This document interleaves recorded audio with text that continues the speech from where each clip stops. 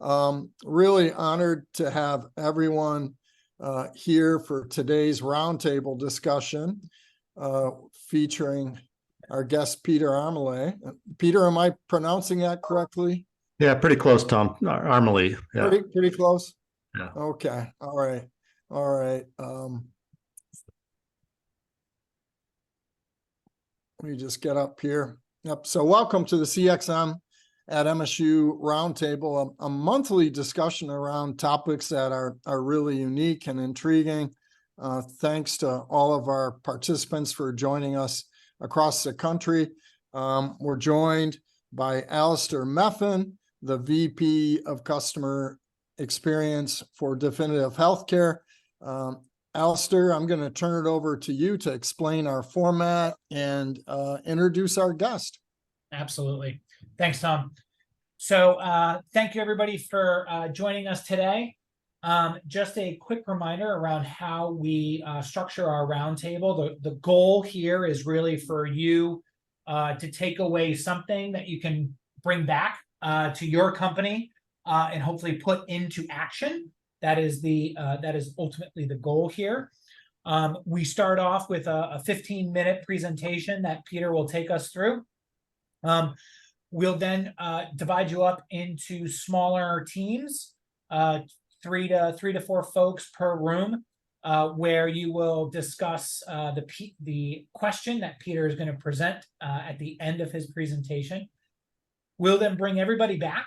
We'll give you 5 minutes to vote on all the ideas that have come up, and then Peter and I will have a group discussion based on those votes, and also you'll be able to ask questions for Peter or I that we'll be happy to talk about. So, with that, I am pleased to have Peter joining us today. Peter comes with over 15 years worth of customer success experience, doing all things customer success. He is a well-known practitioner and now practicing in the consulting side of customer success. Prior to that, he had 10 years of experience working across multiple departments, from product management, support, marketing, and solutions engineering. And he's worked for companies such as BMC Health Software, CA Technologies, along with TSIA and Oracle. He is currently at ESG, a customer success consulting company who does actually customer success as a managed service, which is a really new concept here in our space, but they're doing it very well. So thank you, Peter, for joining us. Thank you, Alistair. I guess I should just go right into the presentation, right? So, everybody see my screen? Good stuff. You're good. Okay. Yeah, I mean, I was, a little bit glib with my title. Influencers aren't just found on TikTok. They're the stoics we find in customer success too. And Alistair just covered my background in a pretty succinct way, so I'm not going to spend any time on this slide, other than to say that, and he briefly mentioned it, that I was in a number of different departments. I think that's really germane to this group who's focused on client experience. And you all know what that means when you're working in an enterprise and you're trying to drive client experience. You're talking to everybody. So I feel like I'm pretty qualified to talk on this topic. So I'm going to start with some definitions, both client experience and customer success. And knowing this group is focused on client experience, forgive me if you don't agree with the one definition I'm going to pop up, but I'll just put it up anyways. It comes from Accenture. Customer experience is many things, but it can be broadly described as the perception a customer or company has of a brand. It's embedded into every interaction, and each interaction is an opportunity to build a stronger bond between the company and the customer, or has the potential to weaken that bond. I think you probably all would kind of agree with that. Customer success, I've got two definitions for you. One from the Customer Success Association, which is a large, I think they probably have like 15 or 20,000 members of the community associated with it. Customer success is a long-term, scientifically engineered and professionally directed business strategy for maximizing customer and company sustainable, proven profitability. And the last one from Gartner. Customer success is a method for ensuring customers reach their desired outcomes when using an organization's product or service. A relationship-focused customer success strategy includes involvement in the purchase decision, implementation, and use of products or services and customer support. So they try and encompass the whole life cycle of a customer. Now, I have some commentary on these. The customer experience definition, I feel, and I think you guys would probably nod your heads with this, is that with a lot of customer success experience definitions, it usually, that's the hard part, is it leaves out the details of how this stuff gets accomplished. And for customer success definition, the first one, it just seems this one's too cold. How can you form a bond on such bloodless foundation of this definition? And finally, what if one of the desired outcomes of a friction, one of the desired outcomes is a frictionless experience all along the way? I find this is true for most definitions of customer success professionals. They don't talk about the emotional aspect of the customer. And so the customer's perception should be factored in here in my mind of these definitions. So this is why I titled it CX and CS definitions. They're mutually impactful, but they're really miles apart, because CX, in my mind, speaks to the emotion of the customer, and customer success is usually bled of that. So square one, let's start at the beginning. What do customers really want when they buy a product or service? It's very simple in my mind. They just want value. They want to drive their business forward, and they want to use your product or service to make it happen in some way. That's it. That's all they want, is value from the investment. So in terms of customer success, how does this organization or business function deliver value? They do it through a fully encapsulated, multifaceted, customer-oriented business function. And I'll lay that out for you. So this is just a kind of a standard kind of look of an organization. And the graphic in the middle is really just a whiteboard of people sketching things. But the components of customer success, a typical organization would include strategy, some sort of a revenue or opportunity management focus, the delivery aspect of it, the CS operations, we call it, and analytics, customer experience in the form of, more typically in customer success, they don't call it that, they call it voice of the customer, usually, and surveys and that sort of thing. And finally, a very advanced notion of customer success is how do you monetize aspects of it? So I highlighted the phrase customer oriented because I've been in this business a long time of customer success, and it gets you into trouble when you start talking about customer success as being a lot of people position it as the only customer-oriented business function. So it's really triggering when you talk to other organizations and you focus on that, because they feel they all are. A lot of organizations feel they are customer-oriented, but we can argue till the cows come home how that manifests itself in the way they deliver whatever service they're providing. So to really realize that elusive value for customers, they, in my mind, require only a single thing from customer success, not from any other organization, but from customer success, and that's information. Information is what drives their progress towards their desired outcome that they've expressed, but it comes with strings. From the customer's point of view, they want that information, but there's strings attached to it, and this is where client experience overlaps, in my mind, and where customer success professionals lose the narrative because they don't think about this part of it.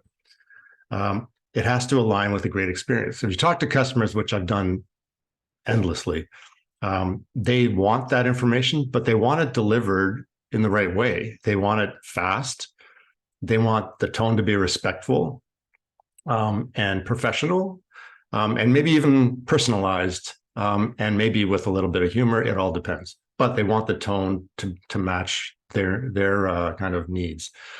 They want it to be accurate, and they want it to be durable. And what I mean by durable is they want you can provide accurate information to a customer, but if it degrades over time, and that whatever you provided isn't relevant anymore, then that will affect their perception or their impression of the vendor. And it erodes, in some degree, the credibility that you worked so hard to build up. So durability of the guidance matters to the customer. And when I talk about these things, the speed of delivery, you can see what I've listed as the dependencies. These are things that customer success needs to focus on, making sure fall into place. So they have to understand what the customer constraints are. They have to figure out how you're going to make that delivery happen at speed. So usually technology is how you do that. You need data access to a variety of kind of data sources to pull in the right information. And you need process cohesion. What I mean by that is you can have processes within your customer success organization, but more often than not, you need processes that reach into other organizations. So you need that kind of cohesion with other organizations. And the tone of delivery, it's critical that customer success teams and the function itself, through its digital means or whatever, understands what's the brand meant to do in the marketplace. The tone of the delivery should match the brand's ambition. Similarly with the mission of the company, the mission of the organization should factor into how you deliver this message. And the instructions for how to do that are important, and put them there as well. And leadership needs to model all this stuff. So if you expect the organization, people, or the digital form to deliver messages in a certain way, leaders need to kind of demonstrate what that looks like. Accuracy of guidance, there needs to be, in terms of customer success, some product knowledge to support the accuracy of that information. And there needs to be technology that comes together to provide that accurate information, and data access is always critical. Finally, durability. There needs to be a way to continually monitor the customer's ability to succeed. And this is where the durability comes in. If you kind of keep an eye on that stuff, then you can kind of shift gears a little bit and tweak the guidance that you're providing to make it continue to maintain relevance for the customer. You need to be able to do that in a proactive way. Customers do not want to be bothered all the time by you asking them questions. You need to figure out how to do this in a proactive way. And finally, communications, relevance, and clarity. You want to be respectful of their time, and how many messages are bombarding them all the time. So customer success cannot do all of these things on its own. It requires other organizations to help them out. Whether those organizations realize it or not, they play a critical role in customer success ability to deliver information in a timely and speedy manner and an accurate manner to customers. So what can customer success do on its own? I'll bring that graphic back up again and I'll speak to it. They can do the technology piece under speed. They can control that. Usually it's through the form of some sort of a customer success platform, a CRM. It depends on the company, but there's usually levers that they largely control in terms of providing information at the pace that customers should desire it. Under tone, they have control over the instructions. Of course they do. They can provide instructions to the team about how to respectfully and set the right tone for the messaging. Leadership, again, is about the modeling. They have control over that, of course. Under accuracy, they should have control over the product knowledge. There's no excuse, really, for customer success professionals not to understand the product that they're supporting in the marketplace. And finally, under durability, they have control over being proactive or not. That's a choice you make. And customer success likes to tout the fact that they are meant to be proactive, but we don't see tons of that. And I'm speaking as a consultant now, talking to many, many, many companies. And the definition of proactive kind of is nebulous out there. So, question for the group. What is one area of the business that customer success needs to rely on to deliver the information that leads to value for the customer? And what are the methods you would recommend leaders, the CS leaders, employ to get the leaders of those areas on board? I went through this pretty quickly, but I think you get the hint, or you get the idea that I mentioned it once. CS cannot do this on their own to truly deliver information, which ultimately translates to value. They require the assistance and the ongoing cooperation of other teams. Great. Thanks, Peter. As a customer success professional, I can attest to the proactive nebulous that exists out in the world. We all like to think that we're getting there or closer to it. However, that's not reality. At least not at the moment. Hopefully, AI is going to help us get there faster. But all right. Well, before we send you off into groups, I want to see if there's any questions on the question or anything that Peter covered in his presentation before we send you off.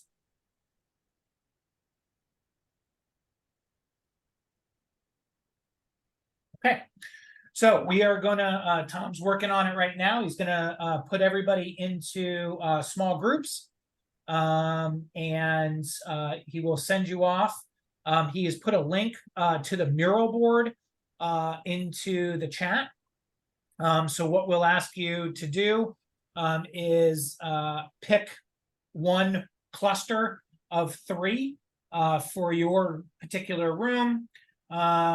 You will pick a single department that you think the CS leader should be working with, and then come up with 2 to 3 ideas of what those CS leaders could be doing in order to get them on board and truly create a company-wide customer-centric organization.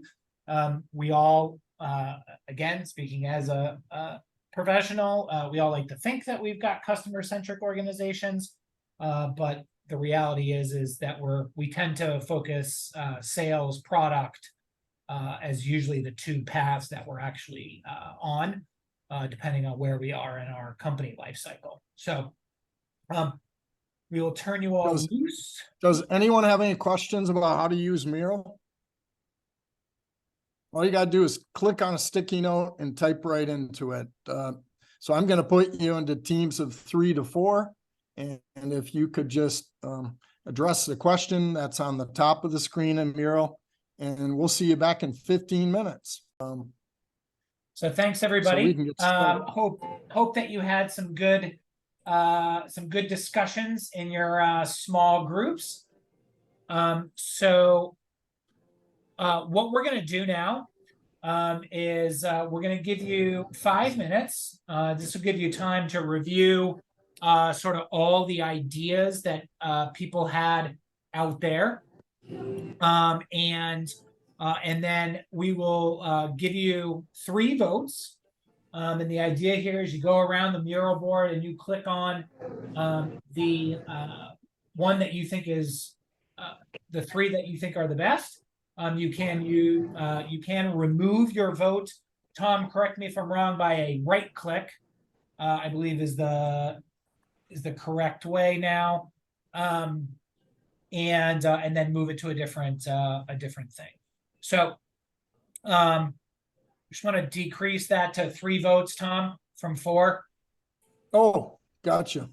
That was an accident. Okay, so I'm going to go ahead and start it. All you guys have to do is just left click on the top 3 ideas that you like the most, and that's it. So we'll give you 5 minutes for that. I'm going to go ahead and start. All right. Wow. Got a couple that really stand out here. The front line. Yeah, so Peter, I'll one that got 7 votes, one that got 5 votes, and 2 that have 4. So Peter, I'll turn it over to you. Bringing departments closer to customer and the front line. I love that idea. I think that's a tried and true method to gain empathy for other organizations. If you're able to spend some time in the role, then all of a sudden, light bulbs go off and preconceived notions kind of melt away. And I think this is a great way, really kind of easy way to help move this problem more towards a solution. Yeah, I mean, I feel like every time that we talk about, wanting to understand the customer's issues with the product or why they're having problems with finance or whatever, I think it's really important to bring those folks into the conversation, right? Like make them a part of the solution. Yeah. And they can start to appreciate ultimately how this is going to affect ongoing customer experience, not for just this one customer, but how do we fix it across the customer journey and reduce those barriers to success. Yeah, and I'll give an example, try and make it quick. When I was at Oracle, I was part of the strategy team, and one of the things, the company did not want to buy from a vendor a customer success platform, so we had to build our own. That's what Oracle does. So I was part of that team to formulate kind of the specs and all that kind of stuff. And one thing we did, which was really smart, we invited obviously the product team, the engineering people, because they had to build it, but also we invited the education team, customer education team, the marketing team, and the sales organization to have representation on that. And that was like a crucible for those people to really start appreciating what are the components and all the elements that come together to drive successful outcomes for customers, because that had to manifest itself in the tool. And they weren't involved in every single conversation, of course, because it got super technical, but they were involved in the conceptual phases. And they talked to me later and said, this was amazing. That didn't realize you guys had to do all that kind of stuff, right? So that this number one vote getter, I think, is a brilliant thing to do. Yeah. Yeah, I think that's great. All right. The second top vote getter, identify who the departments are and getting everyone on the same page through shared language, conduct internal customer research. This is a important one. It's important. And it's, you have to do this for sure. You have to, I call it kind of go on a campaign. And I did a lot of this at Oracle. I was there for almost 6 years, and a big chunk of my time was to be the internal evangelist for the customer success organization. Oracle's got 135,000 employees, right? And so they've got many, many business units. It took a while, but I had a good amount of success after a couple of years of really kind of educating different areas of the business to the point where they started setting up their own customer success organizations. And they used me as kind of like a subject matter expert to help them. But this was super critical, to understand what language would resonate with each area. So I had to do my own research on if it's a particular business unit that's focused on hospitality or manufacturing. I had to understand what it would mean for them to have an organization that could focus on driving better outcomes for those customers in those verticals. So yeah, absolutely. You need people, or at least someone who's going to come up with that sort of messaging that will enable those representatives from those other organizations to pay attention, because they've got their own jobs, and you only have a certain amount of time to get in front of them, their faces, and make a difference. So yeah, I was fortunate here at Definitive that I had a CS operations team stood up pretty quickly. And I was able to work with her to get, to really figure this out and get the folks on the same page. She's actually now leading our customer marketing team. So, she was a former CSM that went to operations and now customer marketing. So it's helped make sure that the messaging that we're delivering externally is successful, along with making sure our internal teams understand what that outward message is and how we can get that out. Yeah, I'll tell you what thing doesn't work is to have the senior executives push the message down into their organizations. If they're all provided with a single kind of deck, 3 slides, and they say, okay, push this into that never works. It's got to be from laterally, I think, and you have to find champions within each organization who will turn around and believe in it and maybe start supporting you from within. It's quite an endeavor in a large organization to change mindsets, and it's a process that takes time. Yeah.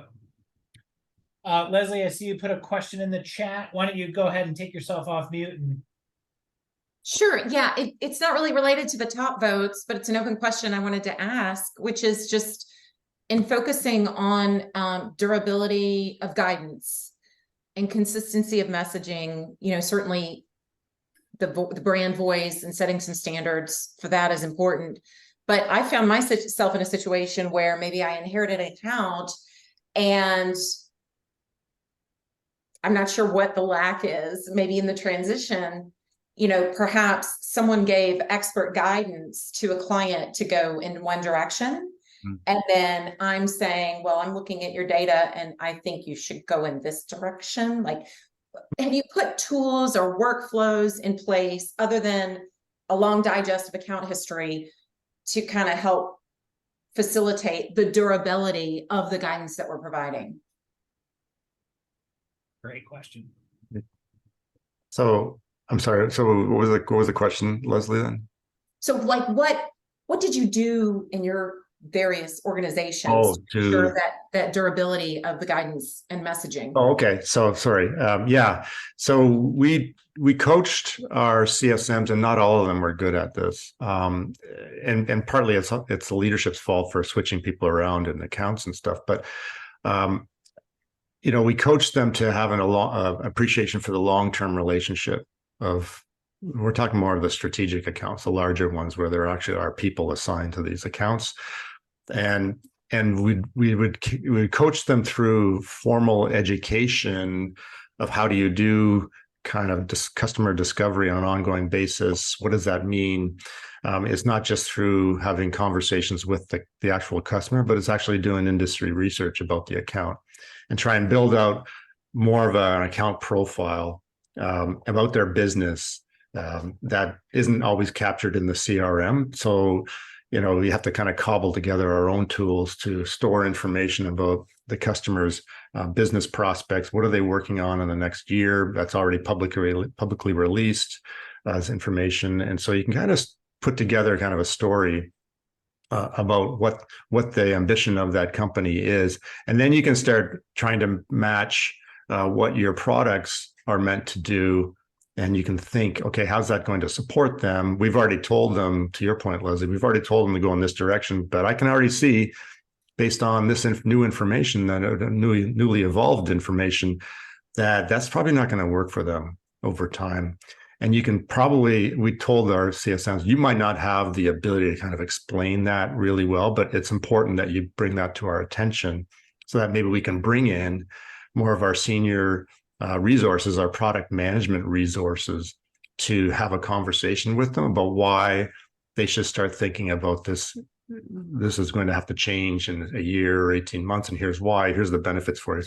Because the CSMs aren't equipped to have that sort of a conversation, but they are certainly equipped to raise the flag around that. And so that's what we coach them on, is just being kind of early warning system for making sure that the customers are on the right track based on what they've already achieved, but what their business is kind of moving, what direction they're moving in, and whether that's going to stay aligned with the way we're working in terms of our products, or is there going to be a divergence at some point? And maybe that'll be a natural way for companies to kind of churn over time, and we can't stop everything, but maybe there's reasons why we could either shift them a little bit or we can shift our product a little bit. This is more like advanced customer success I'm talking about at this point. It's not something everyone can do. It's really more sophisticated. Right. Thank you. I appreciate it. You're welcome. What we've found to work, we do unfortunately do account transitions too often, as most companies do, typically at the beginning of the year. And we've got a process in place to capture the current CSM's information to then make sure that's saved into the CRM. John, I agree, doing regular business reviews will certainly help with this, because you're going to have to capture that data ahead of the business reviews, and then ask those discovery questions during. Another would be success plans that you can implement either through a CS platform or other technology. All right. Looking down below, this one, I feel like this is and Peter, you can feel free to disagree, but the product suggestions or enhancement requests that go into that proverbial black hole of product, making sure that we're collaborating and sharing the customer feedback often is crucial, but also closing the loop with the customer, right? So yeah, I have a lot of sympathy or empathy for product teams. They get bombarded with feature requests and all this kind of stuff, and a lot of it, I would say the vast majority of stuff is can be handled in another way besides changing the product. Oftentimes you can just help the customer improve their process. And so having said that, I think there needs to be a mechanism to capture the customer feedback and funnel it to product. But I always put the onus on customer success to be the one that distills the information. Just don't act like an open switch and send everything. You should vet it. And this is raising the bar for customer success to become more product knowledgeable, so that they can, more accurately kind of gauge which ones are legit and which ones are probably better handled in another way. But absolutely, the feedback is critical. I mean, the loop back, I should say. This is where a lot of companies just fall on their faces. They just don't provide the loop back to the customers, and that completely erodes the customer's faith over time. I mean, we just have to think of ourselves as individual consumers. How many surveys do you fill out? And now you don't anymore because you never hear anything more. And maybe the product changed, but you don't see it. You don't really feel it. And so you just don't feel your voice matters. And so what's the point? And I'm not saying you need to get a reward for every single time a survey, but it would be good if companies just provide maybe a quarterly kind of email.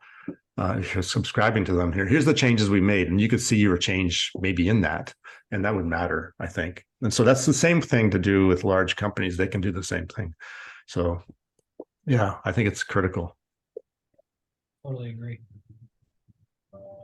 All right. Well, with that, thank you, Peter. Thank you for the discussion. I hope that everyone got a little something that they're able to take back to their own teams. We'd like to announce Leslie Pagel, a chief evangelist. I don't know why I struggle with that word, from Authentics. She'll be joining us next month, October 17th, to talk about inciting action with a database storytelling. So really excited about this upcoming discussion, and we hope that everyone will join us again for that. And Tom, I'm going to turn it over to you to talk about absolutely. the conference. Sure. Yeah. Well, and on the note of Leslie, what's really interesting about her session is going to be about the democratization of data across the firm, including frontline employees. So I hope you join me for that. It would be a great opportunity for you to share ideas and learn. But before we go, I want to remind everyone that coming up on November 1st and 2nd is CXM 360. It's our in-person conference in East Lansing. It started in 2019, pre-COVID, before we had to go online. We started it back up fall last year, turned into a multi-day conference. You'll note that our conference isn't driven by sponsors or solution providers. It's driven by practitioners, and the 360 the 360 label is really there to reflect our approach in providing content to you that spans the whole range of needs in the customer-centric organization, which you see below. So all of our presentations are organized by tracks. I think we have as many master classes, which are 75 minutes long, as we do presentation sessions. And one really unique feature of this year's conference is identifying participant challenges in advance and having strategy sessions at the end of each day for you to take your day's learnings and turn them into an actual action plan for your organization. So reminder, the early bird rates end at the end of this month, I think on the 30th. So the regular rates start on the 1st. Not that they're that expensive. It's only $350. I was looking at some other CX conferences and they were charging $15.95 for a 2-day conference, and a table of 7 for $2,250. And that includes meals. That includes all your meals when you're there. I don't know how we do it, but we do it. So look forward to seeing as many of you as possible at CXM 360 in a couple months. And thanks again for joining us today. Look forward to seeing you next month. In the meantime, if you have any questions, feel free to reach out. Good to see all the familiar faces again. Thanks, everybody. Take care, guys. Have a good one.